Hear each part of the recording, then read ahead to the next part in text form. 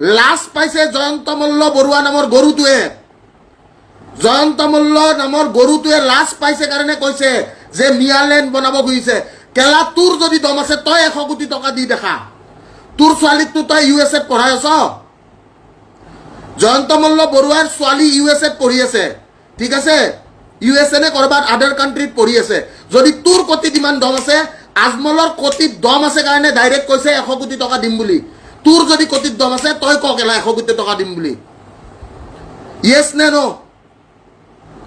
Yes নে নো? চবকে সুধিছো কথাটো সঁচা নে মিছা? আজি আজমল ডাঙৰীয়াই দমত কৈছে যে কি যদি অসমৰ শিৱসাগৰ জিলাত যদি 100 কোটিৰ দৰকাৰ হয় মই 100 কোটি টকা ঢালি দিম। কিন্তু জয়ন্ত মল্ল গৰুটোৱে আজি লাজ পাই কি কৈছে মিয়া আৰু বাংলাদেশী আখ্যা দিছে। আমাৰ অসমত চবতছে ডাঙৰ প্ৰব্লেমটো কি জানো?